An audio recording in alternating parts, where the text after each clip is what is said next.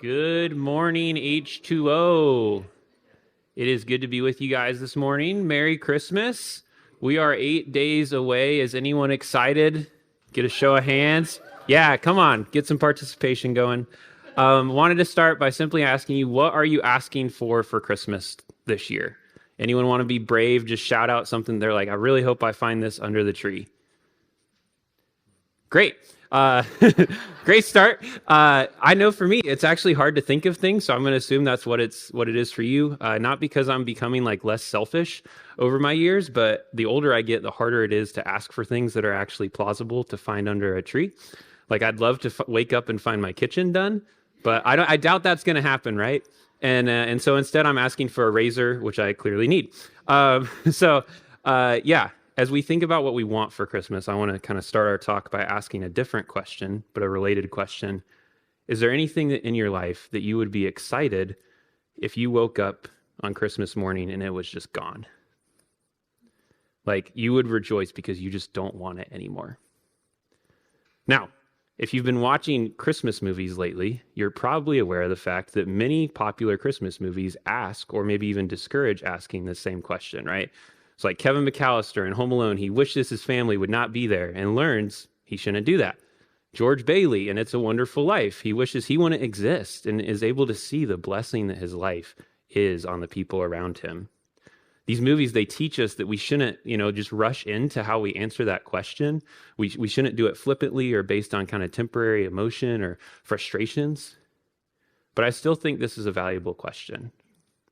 Because I think often in life, our problems don't come because we don't have the right things, like we need more gifts. It's because we have, or maybe even sometimes are, the wrong things. And so if what would be on that list for you? Like if it were possible that wish would be granted, something would just be gone in your life, what would you want to get rid of? Would it be something physical, right? Like around this season, we start to look at our bodies a little bit more as we've been eating. Would it be a couple of pounds that you could just magically get rid of? Maybe some clutter in a specific room? Would you take maybe a more conceptual approach? Would you want to get rid of difficulty in a relationship or a problem at work? Or would you maybe even look more internally and want to get rid of a sense of guilt or of shame, of discomfort or insecurity? I just want us to be honest this morning. And maybe just to step up the level of discomfort a little bit more. What do you think is something in your life that God wants to weed out? That if he had his way, would just not be in your life anymore? Does your answer agree between those two questions? I ask this because I think it's at the heart of what we're going to read about in Micah today. We're opening up in Micah chapter 5 yet again.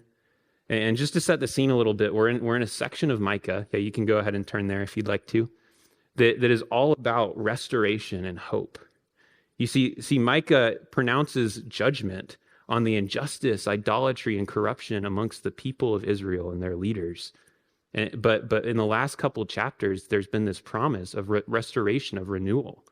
So while we read earlier in Micah that the people are going to lose their capital city, Jerusalem is going to be torn down. In chapter 4, we read about how God is going to actually build it up to even greater accord. It says the nations are going to flock to Jerusalem to receive guidance and instruction from God. We talked about the corruption in leadership and how because of that, the leaders of Israel are going to be struck down. But the last week, Joe talked about how God promises to raise up this anointed ruler that will one day shepherd the people of God in justice and righteousness. And he proved that that's Jesus, right? Like that's why we're celebrating in this season. Ultimately, that it's not just a promise we have from God, but something that he's actually accomplished. Jesus has come into this world. He leads us not from a place of distance, but he came to us. He leads us from a place of understanding our predicament. And so today, as we wrap up this proclamation of hope in Micah 5, attention is going to turn to the people of God. What hope do they have? And God is going to tell them that he is going to bring about their deliverance. He is going to bring about victory for them. But when we look at how he's going to bring that victory about, it's actually not going to be super comfortable. The deliverance that they're going to experience is going to require God actually taking away things from their lives. And through that, I think we're going to see something really important about God, that God ultimately wants his people to rely on him, and that he wants to take away things in their lives and things of this world that distract people from him so that they can experience ultimately the victory that only he is able to bring. And so with that in mind, let's turn to Micah 5. We're going to pick up in verse 7, and feel free to turn there, but the verses, again, will also be on the screen. So it says, "Then the remnant of Jacob shall be in the midst of many people, like dew from the Lord, like showers on the grass, which do not delay for a man, nor wait for the children of man. And the remnant of Jacob shall be among the nations, in the midst of many peoples, like a lion among the beasts of the forest, like a young lion among the flocks of sheep, which when it goes through treads down and tears in pieces, and there is none to deliver. Your hand shall be lifted up over your adversaries, and all your enemies shall be cut off. In that day, declares the Lord, I will cut off your horses from among you, and will destroy your chariots. I will cut off the cities of your land, and throw down all your strongholds. I will cut off sorceries from your hand, and you will have no more tellers of fortunes. I will cut off your carved images and your pillars from among you, and you shall bow down no more to the works of your hands. And I will root out your Asherah images from among you, and destroy your cities.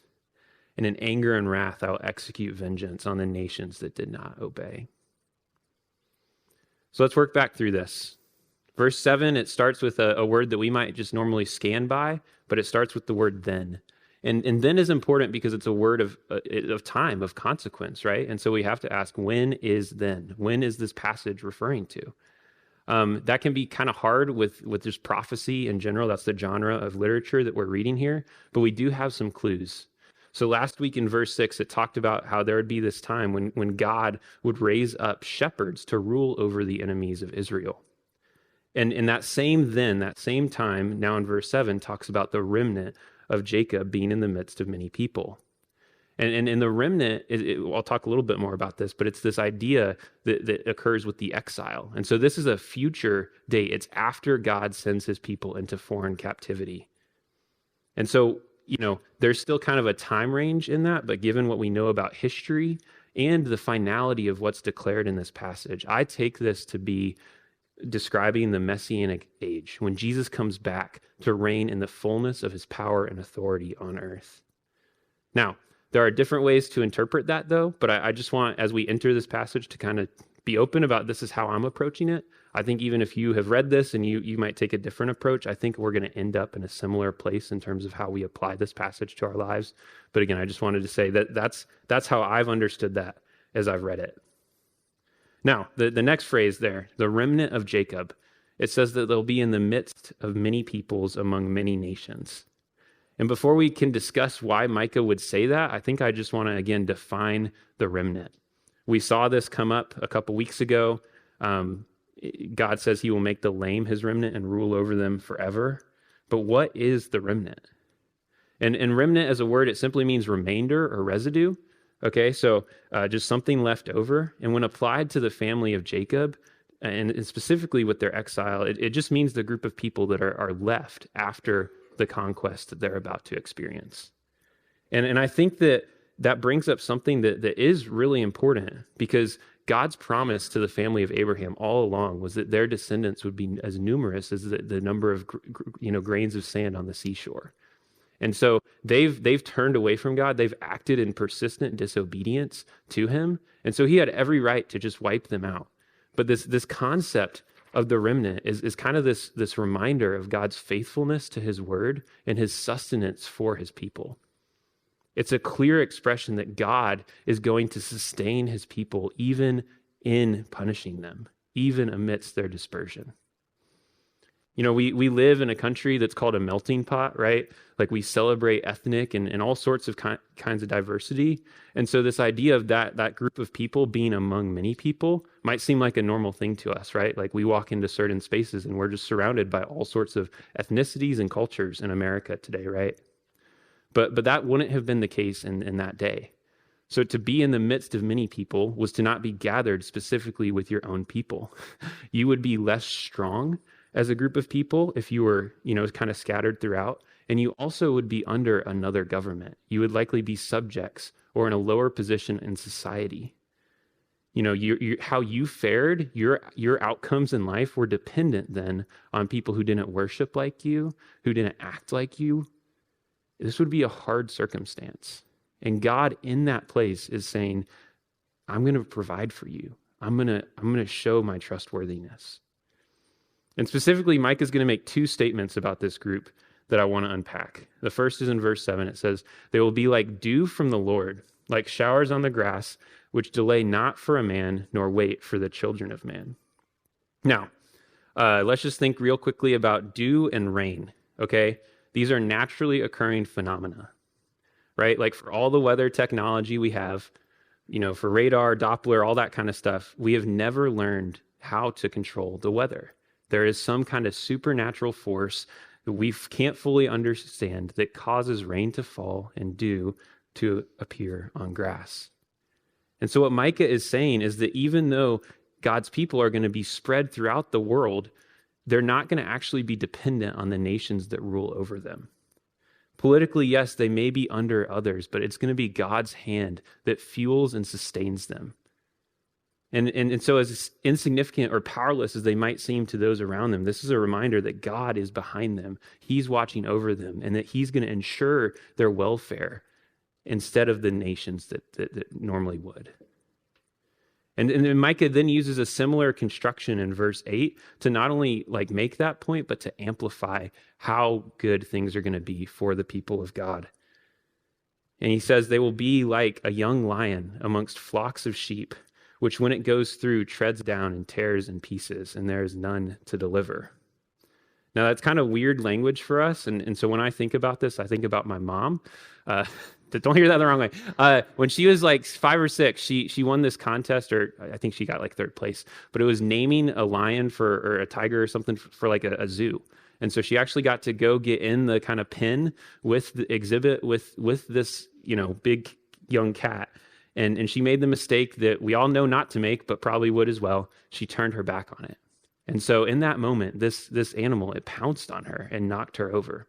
She's totally okay. They pulled it off. There was someone to deliver in that case, right? But the idea is that even at a young age, lions are powerful, right? They have great energy and power. And so God's saying here through Micah that not only is he going to sustain his people, but they're actually going to find great power amongst the people who surround them. And that's why verse 9 goes on to say, your hand shall be lifted up over your adversaries, and all your enemies shall be cut off. Throughout the exile, throughout the dispersion of his people, God is ultimately going to sustain and strengthen them. He's going to bring about victory for them. But I think when we hear that idea of victory, and even maybe some of the violent language that we see in this verse, we have to consider, well, what is that victory? And that's what the rest of this passage is going to go on to clarify. And I want to just point out a couple things from the rest of these verses that I think really help us understand the victory that God wants to bring about. First, I want to just look at the audience. So if you go back through verses 10 through 14, you'll see from among you, your chariots, your land, your strongholds, your hand. You get the point, right? Micah, for the most part, is addressing the people of God. Yes, he's declaring victory over their enemies, but it actually starts by looking inward. He's addressing issues that are native to them, problems that they themselves have with God. And it's interesting that the probably typical enemies that the people would have thought of aren't actually addressed until the last verse in this passage. 5 of the previous verses address ways that they have been at odds with God, ways that they have opposed what he's trying to do in them. God is promising victory for his people over the things that cause them to stumble and that they turn to instead of him. And it says that he's going to decisively remove the things in them that oppose him and hinder them from the victory that he's able to bring. And so what are the things that they've turned to? Because I think we can learn from those things. In verse 10, it talks about horses and chariots, okay? And horses and chariots would have been major weapons for battle. They were tools of aggression. It was believed that the Assyrians actually invented the saddle. And so when you think about Israel going against Assyria in battle, it would have been a huge, like, man, we need some horses to be able to go against these people. Otherwise, our people on their, just legs are going to get outgunned. And God actually had commanded that Israel's kings not collect horses. He wanted them to be dependent on him. But what this is showing is that they've begun to look to other things for advantages in combat than God. Verse 11 kind of provides the flip side of that. It talks about cities and strongholds. And so if you were outmaneuvered militarily, if you were afraid of an opponent, you would run into a city. That's why even when we read Nehemiah in the Old Testament, it was such a tragedy that Israel did not have walls. They needed to be rebuilt as a way of keeping people safe. What we're talking about here is methods of self-defense, defense systems. And it's interesting, in the Psalms, David calls God his stronghold. And the implication is that it's God that David runs to, that he finds safety in. But what we're seeing is that Israel's reversed that, and they're looking to find security in physical structures rather than in God. Verse 12 begins to address this quest for security in a different way, through sorcery. It's funny, this week we had a bonfire over at the Zuck's house, and I was driving Jason home, and it was dark, so we're walking through the dark, and we need a light. And so he just pulls out his phone and he goes, Lumos. Which, for those of you who don't know, is the Harry Potter spell to produce light from your wand. A little nerd alert here. And I'm like, bro, that's sorcery. You can't do that. And he's like, is it really? And the answer to that is no. This passage is not going after voice recognition that's based on popular culture. But I do think there has been an interesting relationship over time between the church and how popular culture represents these things that are forbidden in the Bible.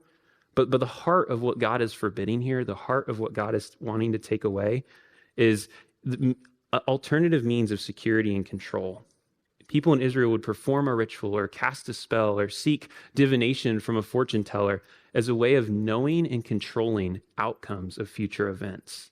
Instead of seeking revelation and guidance and obedience to God, they were looking to alternative sources for knowledge, security, and control apart from him.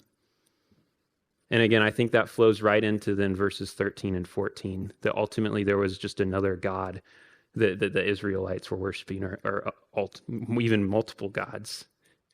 They had a false sense of worship. People would craft idols as an attempt to obtain something that they didn't believe God would provide. Pillars were places that people would go to worship these gods. And in the heart is that they began to desire things more than the blessing and the presence of God. And so they'd worship what was most expedient to getting those things. And it calls out specifically Asherah here. Asherah was the mother god or the goddess of nature in the Canaanite pantheon. And it seems like she was just a specific kind of stumbling block for Israel. They would worship her with these poles or using trees. Some of your Bible translations might say groves, your Asherah groves. And I think it's just a really cool picture, is God saying, I'm going to root those things out. I'm going to take them away altogether. And as I researched Asherah, some people believed, because she was kind of this mother God figure, that she was meant to be worshiped right alongside Yahweh, right alongside the Lord. She was another valid place to speak spiritual blessing. But God's saying no. He's saying, I'm the only one that you can look to. He's removing the places that they're looking to besides him. So to summarize that list, the enemies that are within God's people, I would say that God is ultimately removing the things that they've turned to besides him from his people, their sources of self-reliance. And I love the definitiveness with which God says he's going to do this, right? The words are cut off, remove, destroy.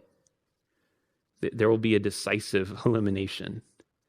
And in the eyes of God, this is a massive victory for his people, both because he knows that he's the proper source of life and of victory for his people, but also because he's seen how it went when they turned to them. It's led to all sorts of defeat and wickedness. So God knows that his people will have it best when he's at the center, and his work in them is to bring them to a place where they truly do rely on him.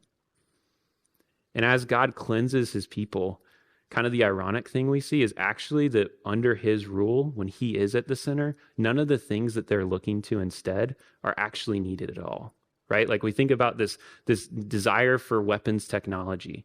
Okay, in chapter 4, God has promised that one day swords are going to be beaten into plowshares under the reign of Jesus because he's going to bring about total peace.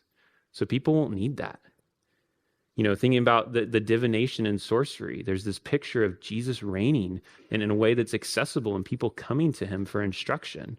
And so why would you look to another form of guidance? And then even thinking about alternative forms of worship, one day we'll clearly see God on the throne. We'll know that it's him who's in charge.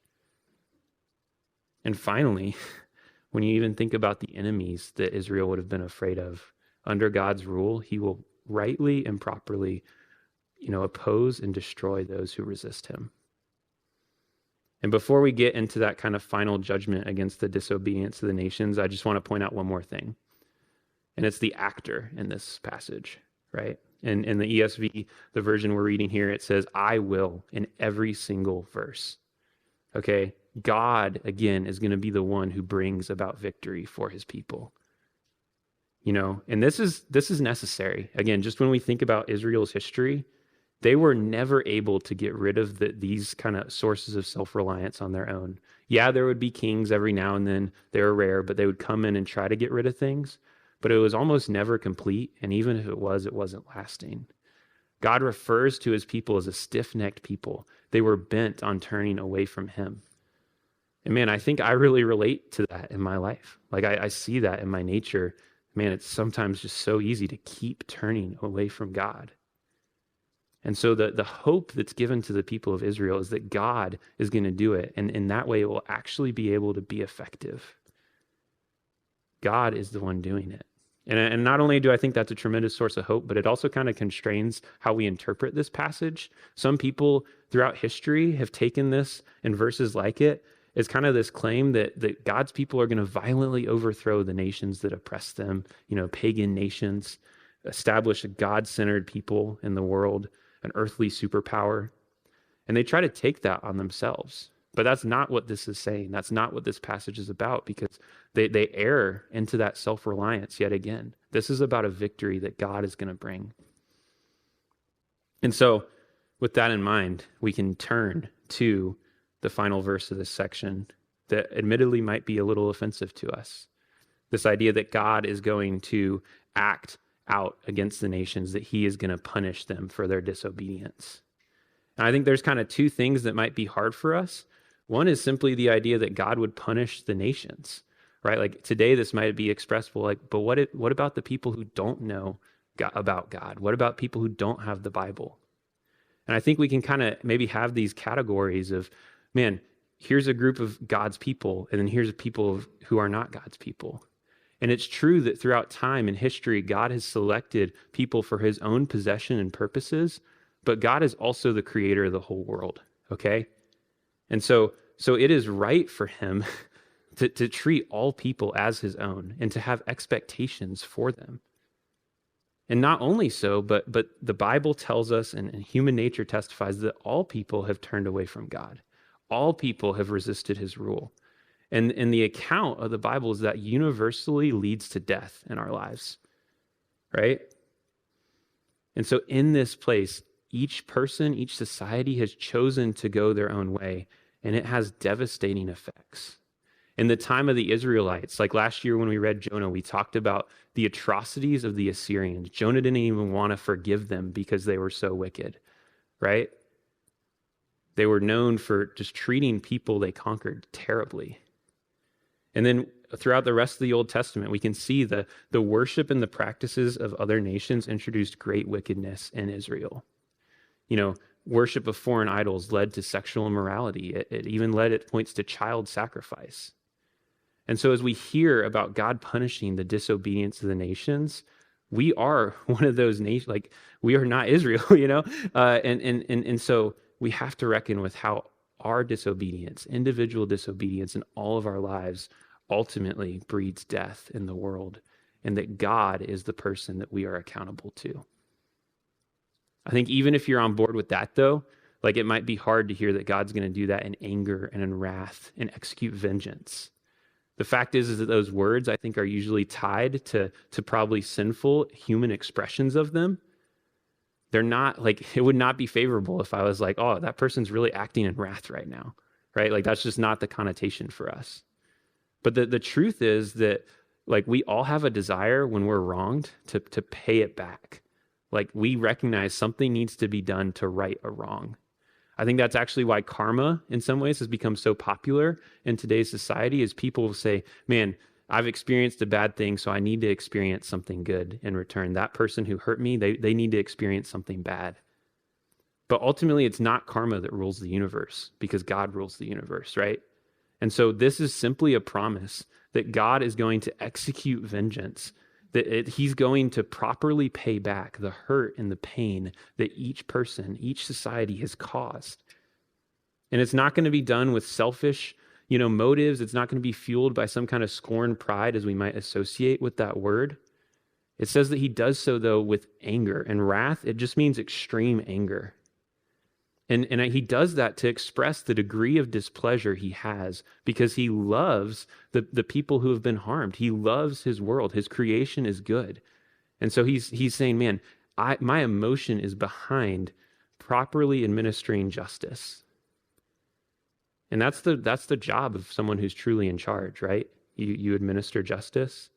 And so God, as the supreme ruler and judge of the world, is going to decisively and rightly act. That's what this is saying. And even as we look at today, what we see then is that those who sit, opposed to him have only a fearful expectation of his judgment. It may be delayed. The Bible tells us that he wants all people to turn back to him, so that they can repent. But in the end, that is the promise. Apart from God, we are under judgment. And so as we kind of move away from this passage, as we look at our own lives, I think the first thing we need to do, if God's desire is that he would be at the center, that we'd learn to rely on him, we have to rely on him. We have to learn to trust in him. That is ultimately the way that we are saved from judgment, expressed in the gospel message of Jesus. Okay? Jesus took the wrath of God upon himself on the cross. And in him there is forgiveness of sin for all who believe. He stood in the place of those who have disobeyed so that we might receive the mercy of God. And he proved his victory over sin and death by rising from the dead.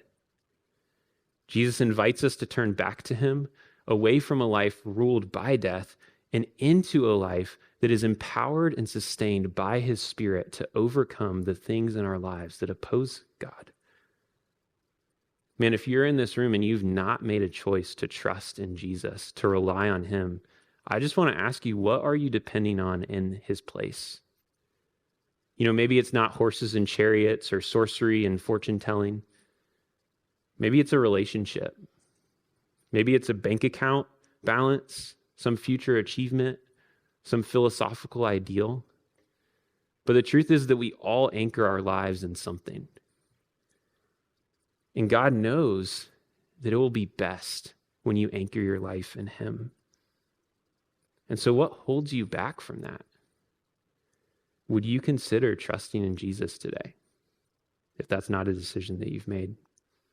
And I know I would love to chat with you more about that. I know most people in this room would love to chat more about that if that's something that you're even remotely wrestling with as you enter this space today.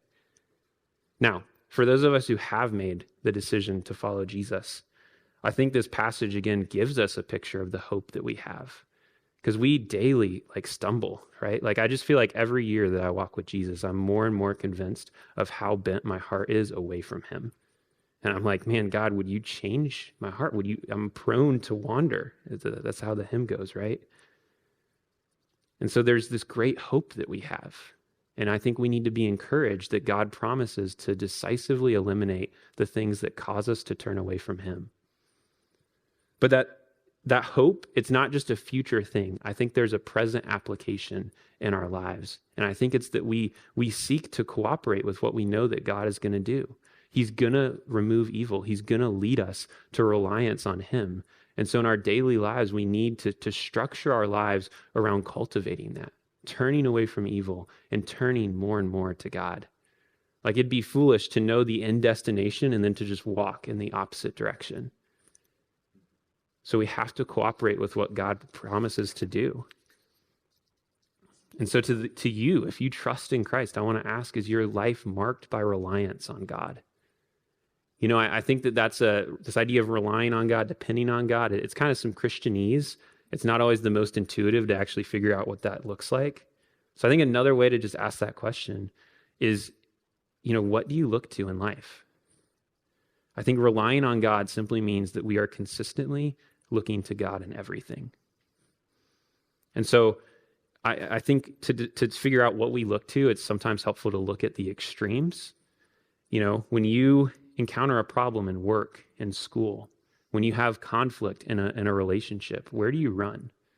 Like, I just know for me, when things get hard, I'm more susceptible to temptation. I'm probably way more likely to run and go complain about a problem rather than taking it to God at times. I'm more likely to snack, if I'm being honest. Do you relate to that? What areas of your life are you may be running to other things rather than God? I think we also, in terms of extremes, need to look at the high points. When things go well for you, what do you run to? Do you thank God? Do you see blessings in your life as his provision that you maybe even asked for? And then I think ultimately dependence is lived out in the day-to-day of our lives. It's each and every decision. And so do we even ask God for the daily needs in our lives? Would you say that your life is characterized by a constant gaze upon him? Or are there other things that you look to in the ins and outs of everyday life? Today, I want us to consider what things we might look to besides God. And I think this kind of ties in with how I started. The things that we might want to ask God to get rid of. And I think that that's the counsel here. Psalm 55 says, cast your burdens on the Lord and he will sustain you. So man, if there's something that you feel like is pulling you away from that reliance, that dependence on God, I think the first step is simply to acknowledge it to him, to open it up to him. Maybe it's just asking God, when I wake up on Christmas morning, would this just be gone? But I think even beyond that, there's a process of growing in dependence. There's a process of growing in reliance. Again, I think in our brokenness, we crave and cling to independence. And God has given us practices by which we can work at growing, not only in the actual practice of dependence and the obedience to God's instruction, but also where we can uncover more and more of his heart for us, his love, and where we can learn to trust him and to love him back. And that's what spiritual disciplines are, right? Like, I know we talk about those a lot, but I think that this passage is just a reminder that we need to continue to pursue dependence and trust in God through spiritual disciplines. And I want to even narrow that down. Just 3 spiritual disciplines that I'd love for you guys to consider as we head into a holiday break. Maybe next Sunday when we don't have church, just take some time to step away. I think we're often not dependent on God because we're insulated from our need. And so I think the practices of thanksgiving, prayer, and fasting are all things that teach us not only about our need for God, but also help us to see how God is already moving to meet our needs. Would you spend time practicing some of those things over this Christmas season? And then if I can just add one more thing, I think sometimes we're not dependent on God because we're too comfortable. Sometimes we need to step out in more faith. And so is there a step of faith that you could take in the upcoming weeks? Maybe it's sharing your faith with a family member over an awkward dinner, holiday meal. Maybe it's giving sacrificially in some way to a person or a cause. Maybe it's serving in a way that's uncomfortable for you. But man, I want us to just enter this holiday season incorporating these rhythms in our lives. And man, I just was praying before this, and I was reminded of this kind of small little thing I would do when I was back in Dayton. I got really nervous. I was part of the student Bible study at Wright State. And so I just, got into this pattern of before Bible study, getting on my knees before the Lord and asking him to guide me. I was just this total stranger, socially anxious around students that I had no reason to be around. And I saw God really meet me in that. And again, I think that's just the promise that as we depend on God, we're going to find him right there with us. And so in that spirit, man, I'll just close us with some prayer. Lord, we love you. We're thankful for this word today, that your promises to us, the hope that we have is not just that you're going to add things to our lives, but that you're going to take away the things in our lives that separate us from you. And Lord, as we consider this Christmas, as we consider the things that we want, or maybe the things that we don't want, I just want to ask for more of you. Lord, in this body, in this group of people, we want more of you. And if there's people who don't have you, man, I want to pray that even their hearts would just be opened as we celebrate Christmas to see your goodness, to see your love, to see how you've led us in such goodness and righteousness. And Lord, I pray that this would just be something that our lives are marked by, that in the places where, man, we're not even aware that you're around us, that you're moving, that you want to do things, that our eyes would just be opened, and that you'd give us endurance to continue to look to you and to grow in this over the span of our lives. We love you, Lord. In your name, amen.